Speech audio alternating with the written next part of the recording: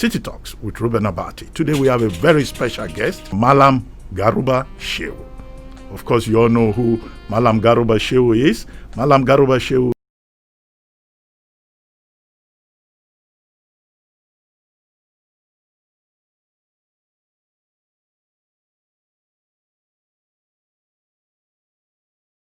Hello, good afternoon, and welcome to another edition of your number one talk show, City Talks with Reuben Abati, on your number one lifestyle station, City 1051 FM. On this show, we talk about stories of political and human interest that affect us all as citizens of Nigeria, and then that also affect our daily lives and our country and our society.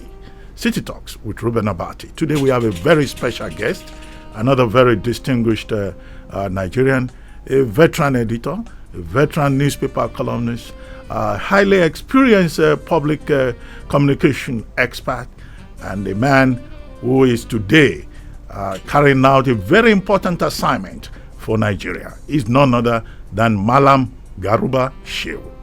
Of course, you all know who Malam Garba Shehu is. Malam Garba Shehu is a senior special assistant, media and publicity to President Muhammadu Buhari.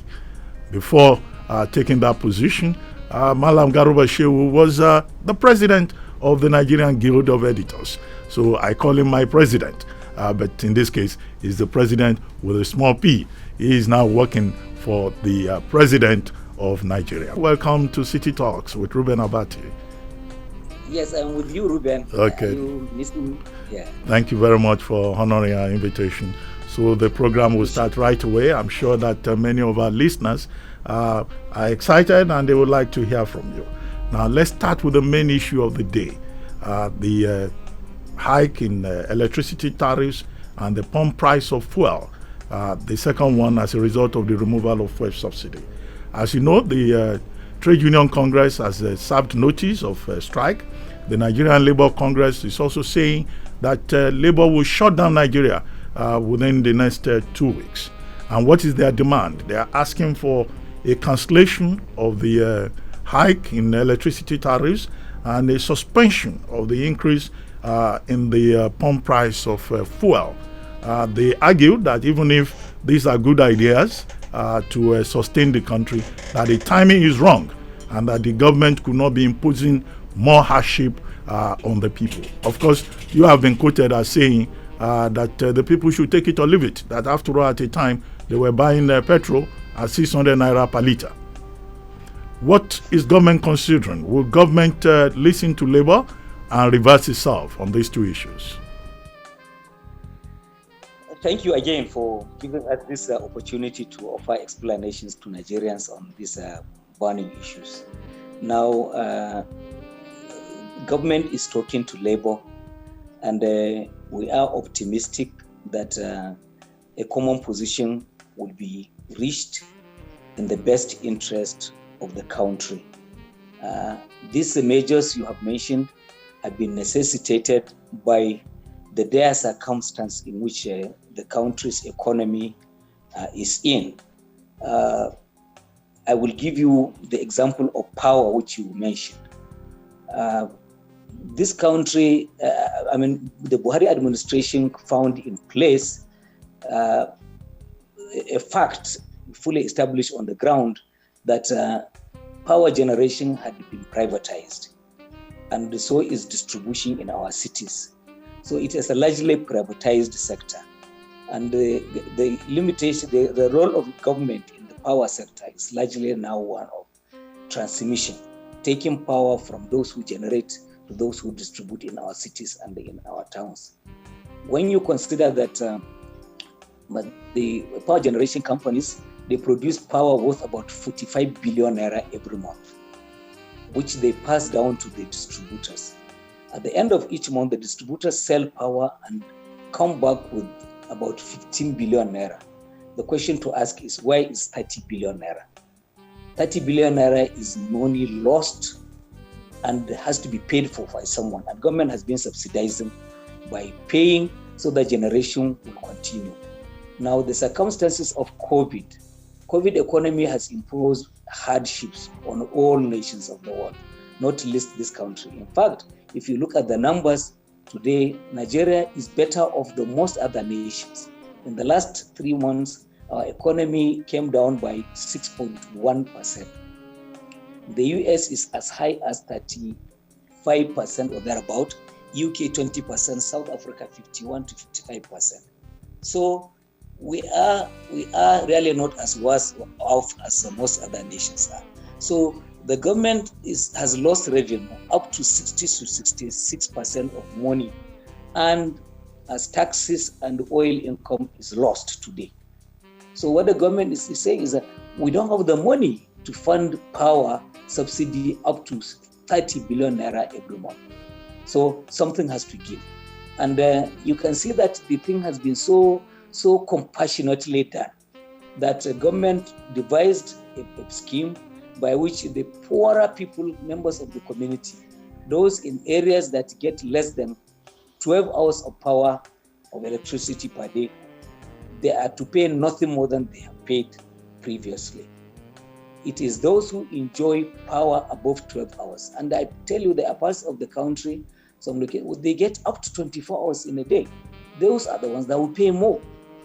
Now, as for electricity, as for petrol, reactions have amazed so many people because, and I'm talking about the recent reactions, because this policy that has been introduced goes back to 6 months, 18th of March of this year, by which government said it has deregulated and has opted out of the control of, has opted out of subsidy. If you look at the budget for this year, there is even no provision for appropriation. Nothing is appropriated for subsidy.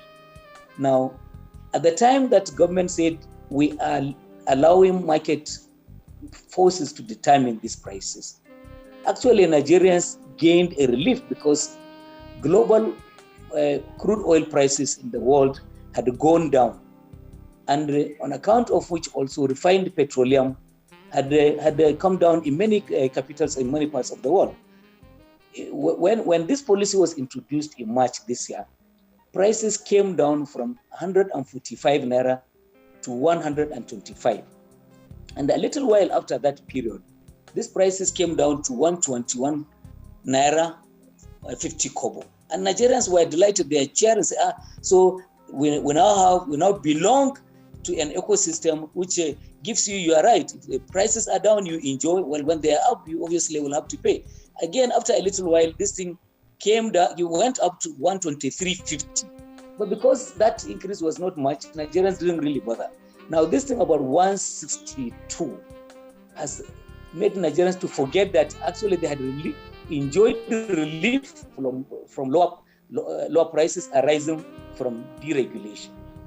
But even as it is at 62, Nigerians must also commend the government for forcing, in a way, marketers to not exploit fellow Nigerians. Because when you look around all of the countries around us, including Ghana, which is an oil producer, they sell a liter for 332 naira.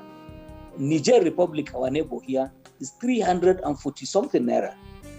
Senegal, which produces no oil, they sell a liter for 549. Saudi Arabia, which is the world's largest producer, they sell at 168, higher than Nigeria. So really, the pressure isn't too much, and the government has taken so much care and pain to ensure that Nigerians are not in any way shortchanged and hardship is reduced. Regard Labour, you are telling us Labour is talking to government, and I understand that today there will be some form of interministerial meeting to work out government strategy before the next meeting with Labour. But could it be that Labour was not consulted before this very important decision that will affect the lives of Nigerians was taken in March, as you referred to? Then many Nigerians are saying that, look, yes, it's not fair to keep comparing the pump price of fuel in Nigeria to countries, pump price of fuel in countries, with the exception of Saudi Arabia, which you mentioned, that do not produce crude oil.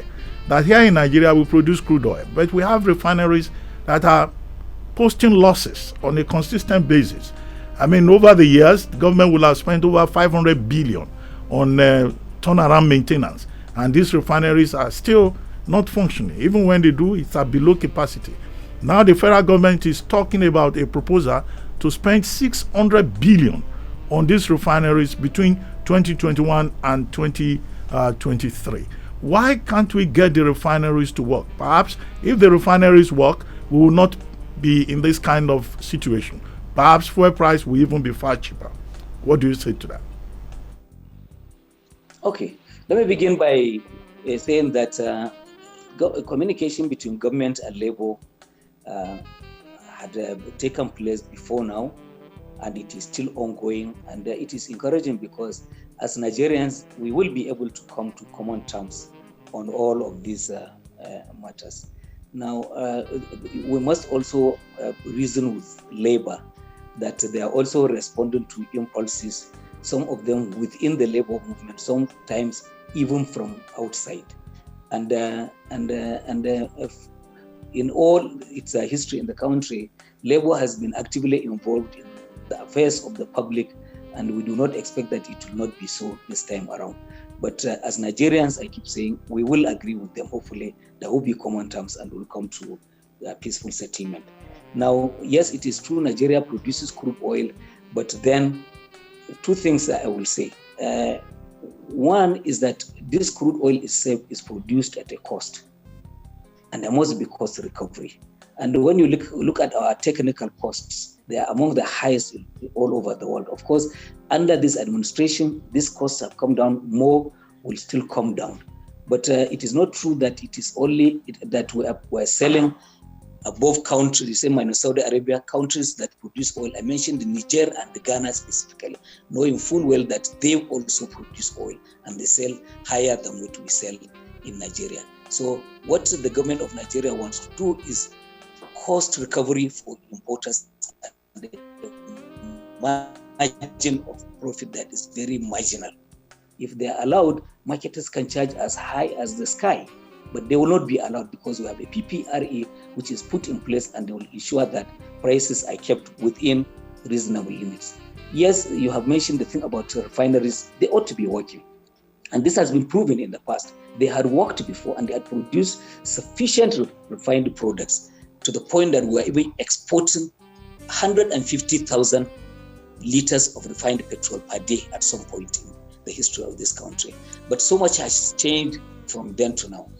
Well, let me say that this difficulty with refineries is not imposed on us by foreign countries or whatever. It is by ourselves, Nigerians, because there are, no matter what you say of it, and no matter how rotten the system is, there are people who are benefiting from it.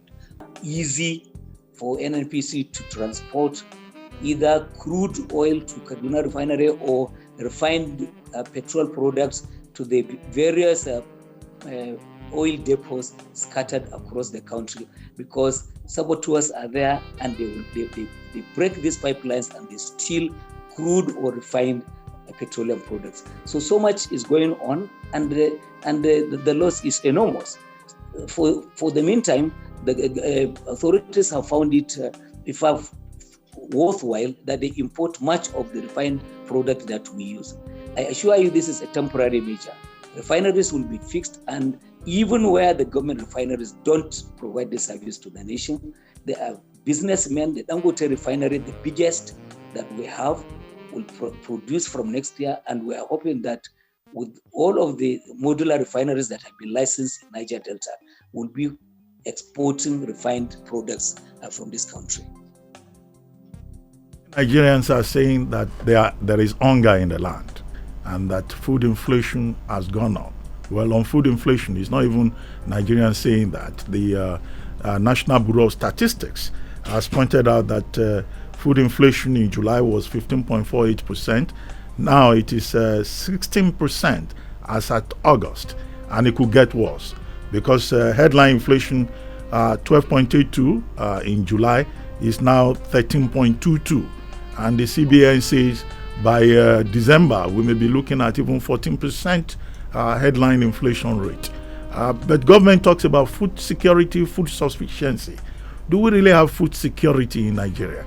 And I asked that question because on September 10 or so, at the National Food Security Council meeting, the president directed that no forex should be made available for the importation of food and fertilizer. And those who should know say that, look, we don't have enough food and that the people are hungry, and that the policy to restrict forex access to importers of food and fertilizer is counterproductive. What do you say to that? Well, you have raised so many issues in this short intervention. The thing about importation of food, I think that much of it, and I'm sorry to say, is designed to undermine local agriculture, local food production. This country has been targeted for so many years by producers of surplus of, say, rice. Very distant countries that dump rice on our country or through neighboring states and smuggle into our country rice that is mostly subsidized from those lands. And they are dumped on this country to undermine local production because they are sold at prices lower than the cost of local production. And you bet your last penny that any farmer that invests money to produce rice or whatever food item in the country and goes to the market and loses their money, you cannot persuade them to go to the farm next year and produce food.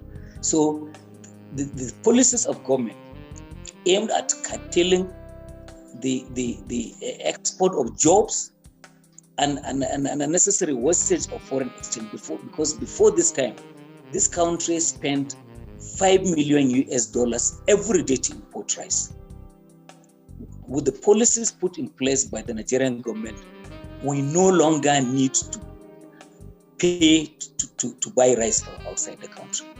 And I contend that it is not so much that there is shortage of food in the country. Yes, there is food inflation, but these are two different things. But there is food availability, and as we speak now, some food crops are being harvested, and their prices are already coming down.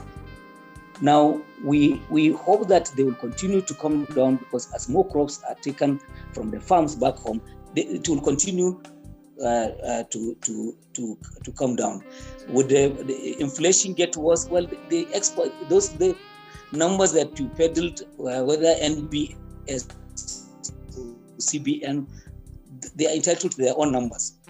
What I want to tell you that the same meeting you mentioned had taken place, the National Food Security Council meeting. The Minister of Agriculture, who sits on top of the heap of policy, he sees all of that is going on in agriculture in the country. He said that there will not be, in fact, there will be bumper harvest in the country. This is in spite of the floods that have caused so much destruction of farmland and the homes and even life, unfortunately. But we are expecting excellent harvests, and with good harvests, prices will come down. And if you will allow me to go back a little bit, there is obviously explanation for why prices of food had gone down. You mentioned COVID earlier in this discussion. COVID has attacked the food value chain, not only in Nigeria, but all over the country. Fertilizer costs had gone up because the movement of needed phosphate from foreign countries had been obstructed by COVID.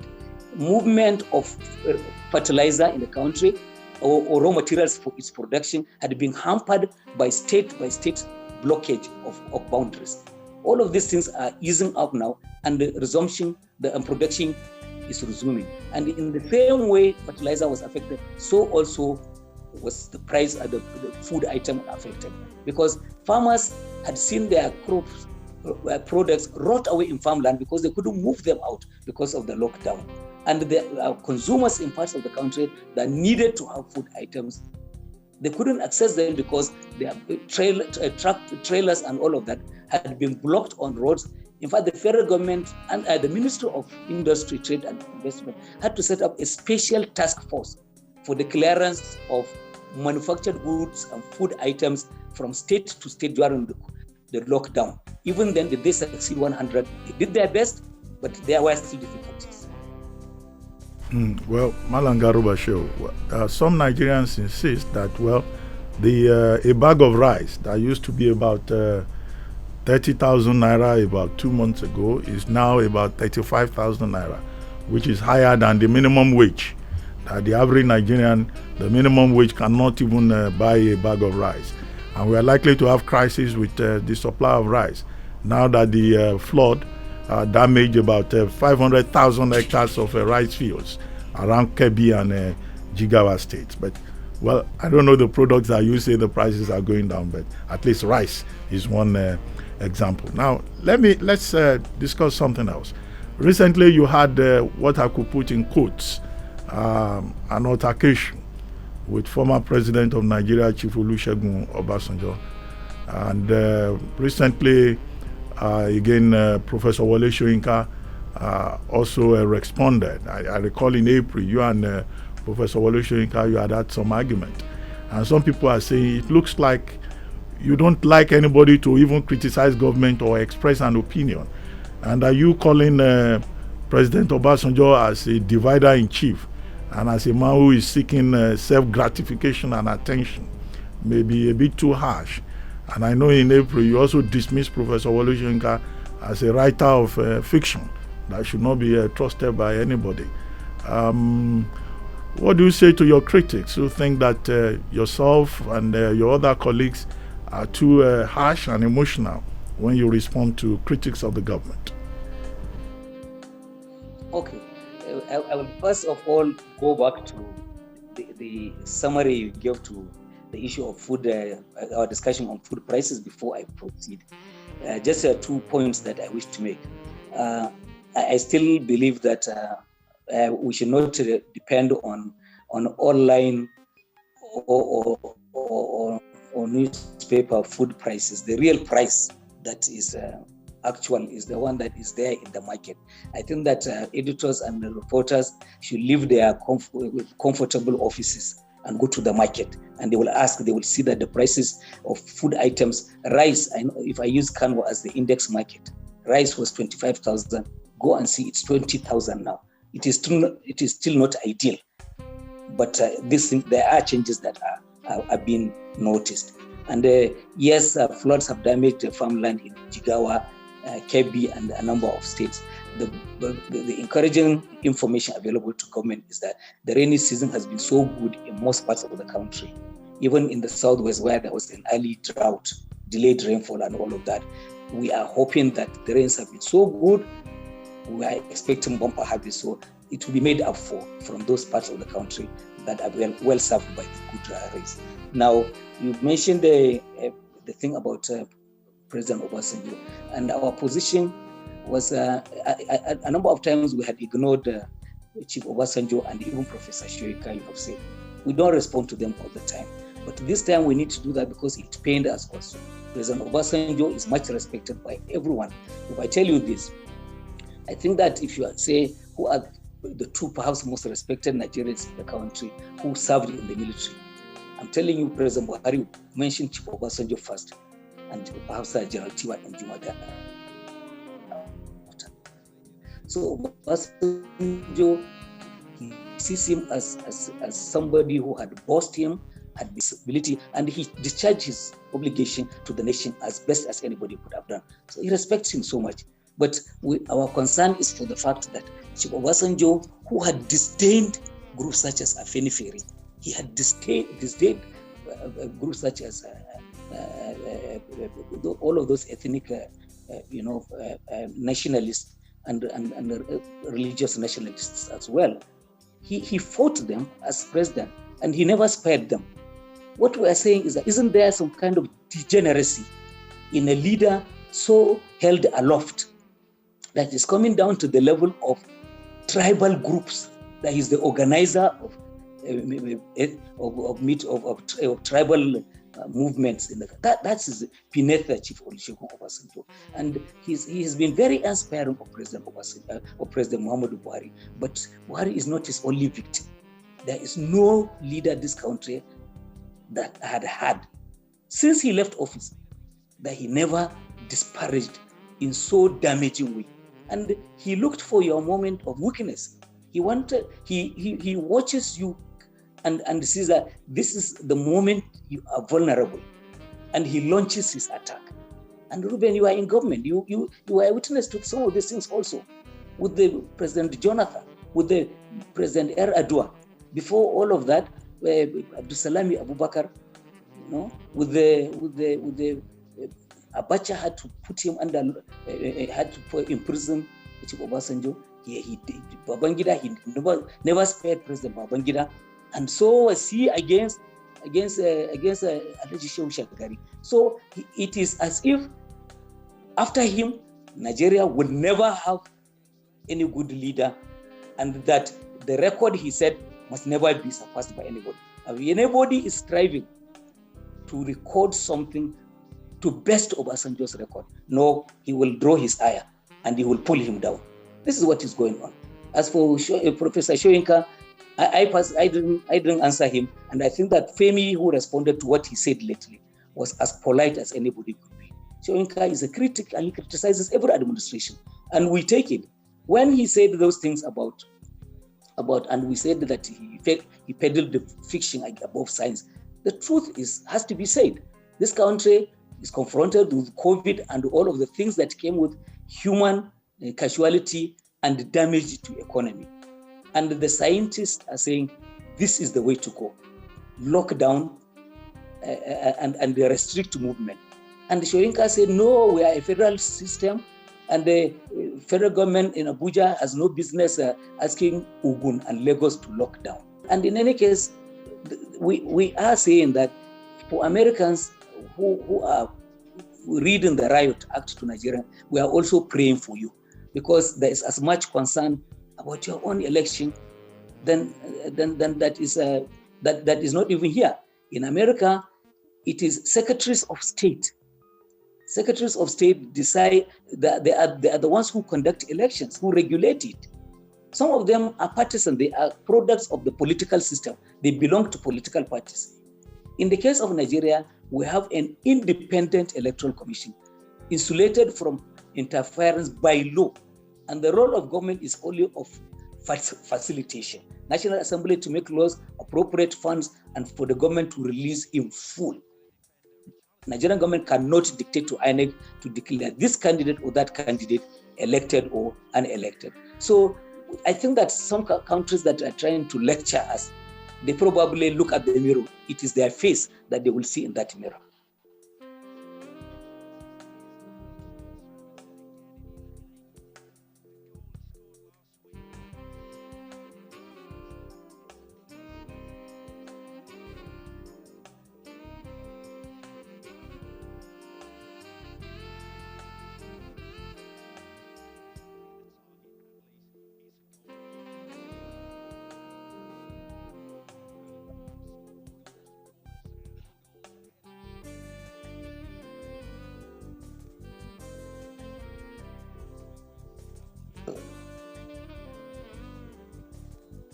So far of Agenda 2050.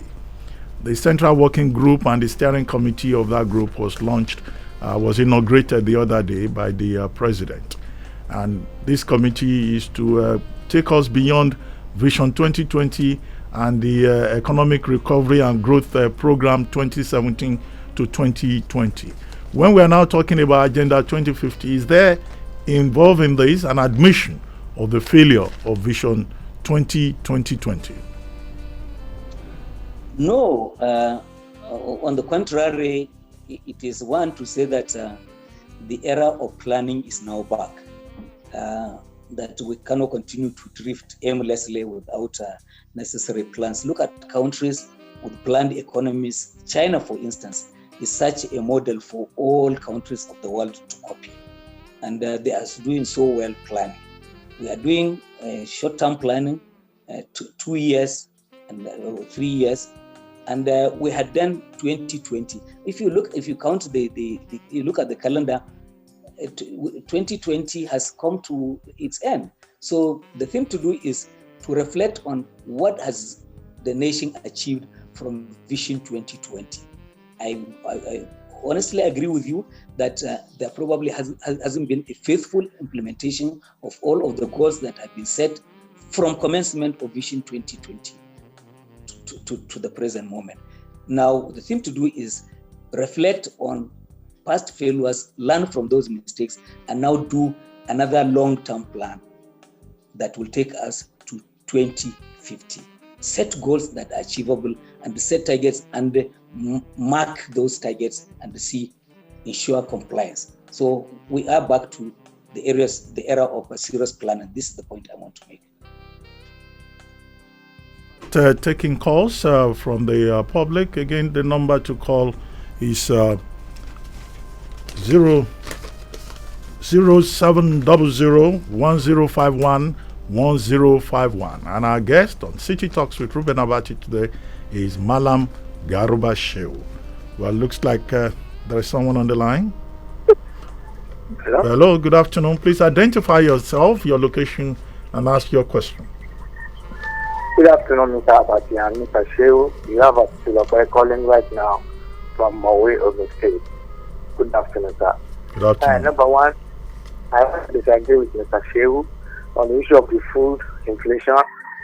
I remember very well, in 2016, they started the program, the rice program, even though the People's Administration started something like that. And when they came on board, rice was sold for about 6,000 and 7,000. Then, immediately they came about when we entered recession, and suddenly the price jumped to about 14,000 naira. Now the government started the program of rice revolution. But as we speak today, like is taking over 25,000 naira.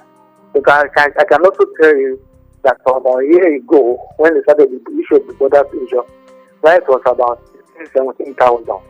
But today that is not the case. The problem with rice, number one, is that the Anchor Borrowers Fund has not yielded the expected result, meaning that program is a failure. That's number one. Number two, the complication we had is that the government closed the border, and already you don't have food sufficiency in Nigeria in the area of rice. Yet you are closing the border and have not managed that very well. That has increased the pain and the agonies of the people. Today, the Congo of rice is sold for 1,000 naira. In some places, more than 1,000 naira. Not 20,000 that you call the local rice. That's for life. Number two, the issue of disparaging comments against Chief Obasanjo. Whether Obasanjo was in support or not in support of the government, he has spoken as a Nigerian. And I can assure him that the reflection of his comment was what a lot of people have, particularly somebody like me. And I want to say to him again that his own principal, Mr. Muhammadu, who was my own preferred candidate then, also disparaged the previous government. You understand? And it's not even the comments of disparaging the other people, but also taking their own opinion. So when people make dissenting opinion to theirs, they should not see them as enemies. Then number two, now you now talk about science. I'm wondering that he is respecting science. That we should, when the president, former chief of staff, died, and Alhaji Abakari of blessed memory, he attended the burial, and he was given a suspension from entering the Aso Rock for about 2 weeks. That was what we had in the newspaper report. But today he's talking about science and science. I think he's being contradictory of himself. Then finally, on the issue of the electricity and the fuel, when they increased the price from 87 naira to 145, that was when I became an opposition to this government that I helped supported also in the 2015 election. Because for me then, that was the most anti-progress policy we have seen. If you increased the price to 147, 145 then, you promised that you're going to have the refineries done. Between that period and now, 4 years, they've not done the refineries, yet Nigeria sells most of our dollar from importation, from sales of crude oil, get all these dollars, use the same dollar to import oil back to Nigeria, meaning that we are now exporting employment and bringing unemployment to Nigeria. There's no how we're not going to have problems. They are still having problems with your neighbor in ECOWAS. Today, Nigerian naira is going for about 82 kobo or 85 kobo to a CFA. Before it was about 15 kobo. So what are we not talking about? We are losing at both ends. Poverty is rising. Thank you. I'm sure Malam Shehu has heard you. Yes, Malam Garba Shehu, that was more of a comment rather than a question. But I don't know whether there is any aspect of it that you would like to respond to. The caller was more of a participant in this program than simply somebody asking a question. But I will quickly say a few things. Now, he is wrong to say Uncle Borowa's scheme has failed. I think he needs to understand what is going on there. Uncle Borowa's program for rice production has so changed lives in many parts of the country.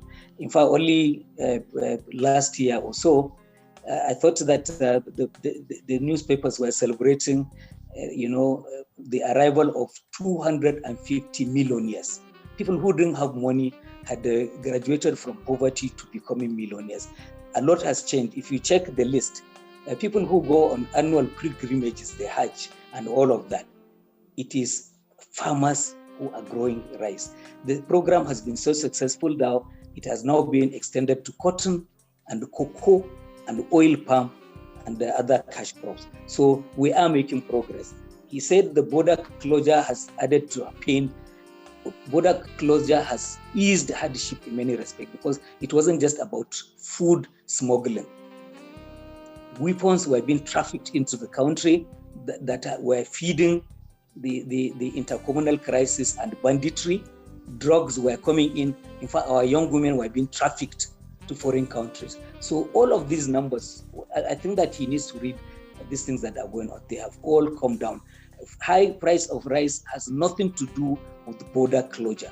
Border closure is rice importation and smuggling is a sabotage against the Nigerian economy instituted by countries that were subsidizing the economy. I will give you this example. At one point, in fact, it was reported that in one of the countries, which I don't want to mention, neighboring us, they had 9 ships waiting to berth. One of the ships carried the kind of rice that they ate in that country. 8 other ships were destined for Nigeria to be smuggled in order to undermine what we are growing.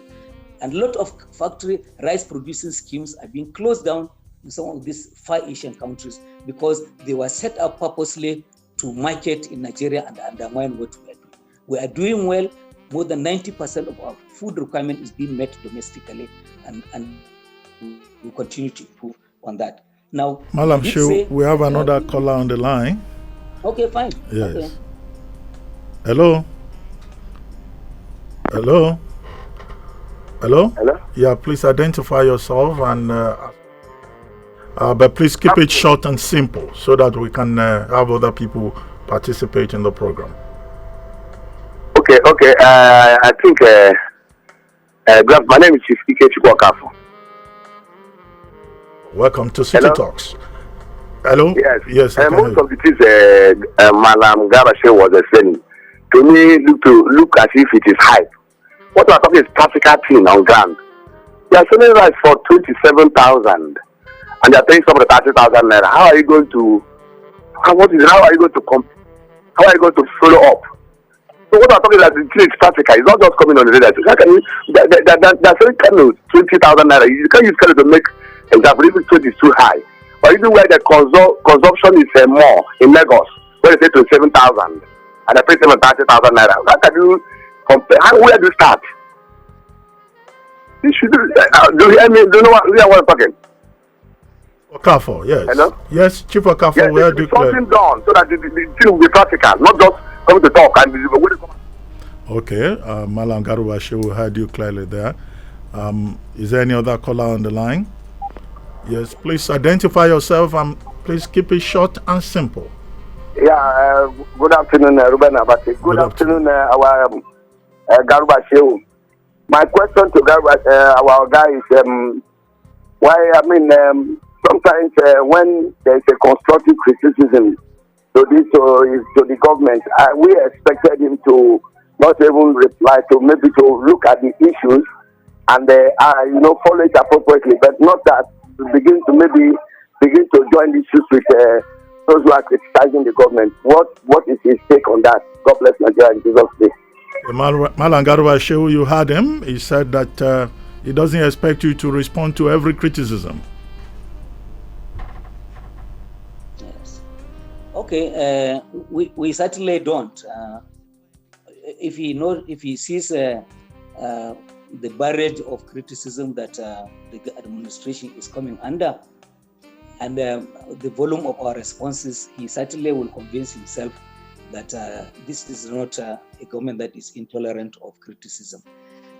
Again, the point was made earlier on Chief Obasanjo, and if you look at the focus of our own criticism of him, is our observation that there are things that a former president should rise above, that it is beneath him to be associated with some of these tribal groups that are parading themselves around town. That's our only concern. But otherwise, some of the things he said, I'm sure some people will find them very useful.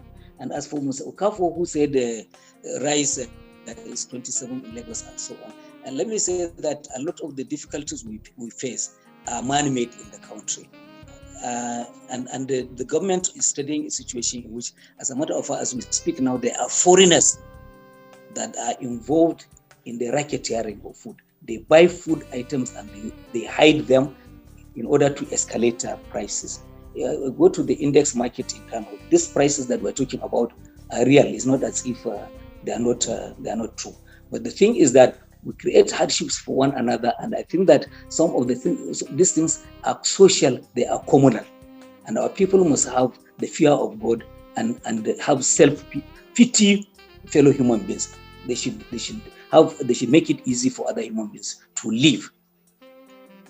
Malam Garba Shehu, before we take the next intervention from our listeners, let me ask you this question, and it's about the controversial NBC code, the National Broadcasting Code. Yesterday, when the Vice President had an interaction with Nick Clegg, Vice President of Facebook, the issue about the NBC code came up. Do you think that very soon we'll have a review of this very controversial code, which has imposed stiffer penalties on creative people, and which has also been interpreted as indicating in parts of its sections as an attempt to gag the press and to gag people who want to express themselves? All those provisions about hate speech and the assault on intellectual property right and copyright, even when the code is intended to defend the interests of the stakeholders. I ask you this because you were president of the Nigerian Guild of Editors for 8 years. And then people are talking about palliatives. When will the media industry get its own palliatives? Will you push that if you were to be asked to do so? Yes. Okay, let me say that there is never a policy of the Nigerian government to gag the mass media. In fact, the government of President Muhammadu Buhari has created the widest space for the media to operate without any form of hindrance. We have allowed the growth of the digital media. As a matter of fact, this government has grown fiber optic access in the country. Broadband access has increased from the low of about 12 that we inherited to 41% now, and it is still going up. We hope that there will be total coverage of the whole country using fiber optic in the coming period. We have licensed so many radio stations and so many TV stations. The idea is to expand the broadcasting space so that more voices will be heard. So this government is not opposed to voices. I think that most of the criticism against that NBC code is the fact that it had increased fine for hate speech. Hate speech is a problem not only for Nigeria, but all over the world. And nations across the world are putting in place measures in order to curtail excesses, because the digital space has been so broadened. Every one of our citizens with a telephone in his hand is today a journalist. You can broadcast using WhatsApp to millions of people. It is happening already. So, but there has to be regulation, but stakeholders will have to be involved. The Vice President of Nigeria spoke on the issue. He's the policy maker. He decides policy in the country along with the president. So I believe that something will then follow, and they probably would order that everyone be carried along. There must be unanimity, user and the distributor of signals or messages. Well, we still have callers on the line. You asked me about about palliatives for the media industry. Oh, it is coming.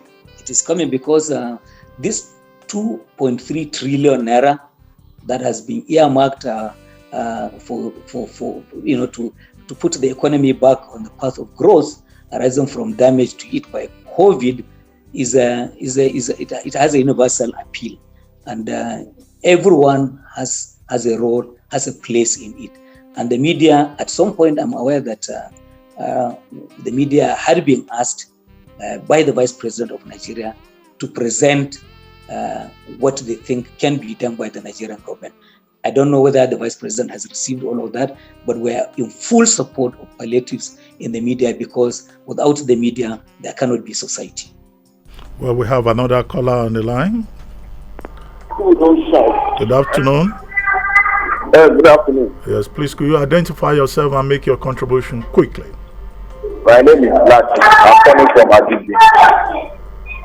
Agege. My own is a question. Hello? Please go ahead. Hello? Please go ahead. I want to ask, when is President Buhari administration going to apologize to Nigerians for all the lies they have been telling Nigerians, starting from their manifesto since 2015? That's my question. A criticism? Well, Malam Garuba, you heard him. Do you want to respond to that, or we take the next caller? I believe this man must be coming from the moon. He's not terrestrial. Otherwise, if he had lived on Earth and in Nigeria, he simply would have seen the much difference that has been made. We discussed the food now. This country spent $5 million US importing rice every day. We don't spend $1 importing rice. We have grown agriculture. We are growing it. We have met Boko Haram with setting up a different country within Nigeria with their flag and system of administration. Boko Haram has been expelled to the boundaries of Lake Chad now, and they are being fought and will be finished. We have changed so much with the economy. We have the anti-corruption environment in the country is such that today you know that there are consequences. Even if we haven't recovered all of the money that was stolen, anti-corruption is a lesson for everyone in the country today. You know that if you do it, there will be consequences. This is the implication of Buhari presidency. These are the three things he promised: security, economy, and anti-corruption. And we're doing excellently well in those regards. Okay, we have another caller. Yes, please, quickly, your name and your question or comment. Hello, good morning. Afternoon. Good afternoon. My name is Mr. Tony. I'm calling from the Yudubega area. Please go ahead. Please go ahead. Madam Shehu, good afternoon. Thank you, sir. Thank you. One of my questions is very simple. While the government is trying to make sure that people go to the farm and bring in more food to reduce our importation, I have one problem. My question is, one, herdsmen are going into the farms, damaging the farms, burning houses, and killing people. How do you reconcile this? And none of the herdsmen has ever been arrested or tried by government. How do you compromise this to when you are trying to make sure that there is food all over the place, and at the same time, herdsmen with AK-47 are going around destroying all the farms and killing innocent people? Thank you. Malam Garba Shehu, you heard him. The incident involving herdsmen and bandits is tragic and unfortunate. And I assure you that the government of President Muhammadu Buhari is not complicit in those things. You asked the question, has anyone been arrested and tried? There are so many, hundreds and hundreds of them in so many states that have been seized with weapons and they are being tried. Now, the thing about criminality which Nigerians need to understand is, please and please, let us not be generalizing blame. Let us not brand ethnic groups as being criminals. In every ethnic group in this country, there are good people, there are bad people. and let us isolate bad people and deal with them. Don't dismiss Fulani all over the country as being bandits. And there is so much that has been done in order to defeat the banditry in the land. PDP governor of Sokoto State, Tambuwal, 2 weeks ago said, we have got banditry largely defeated and our people have gone back to their farms. So there's a lot of effort that is going on to end this thing. And in the same way we quashed largely Boko Haram, we ended the farmer herders killings in central Nigeria. These two will be defeated. Well, on that note, Malam Garba Shehu, we have to thank you very much for joining us on City Talks with Reuben Abati at City 1051 FM today. Thank you very much indeed. We'll be calling on you again as there are other developments in Nigeria. And thank you everyone for being part of this interaction today with the Senior Special Assistant Media and Publicity to President Muhammadu Buhari, Malam Garba Shehu. We'll see you again next week. It will be another edition of City Talks with Reuben Abati. Thank you. Thank you very much. Be good. City Talks with Reuben Abati.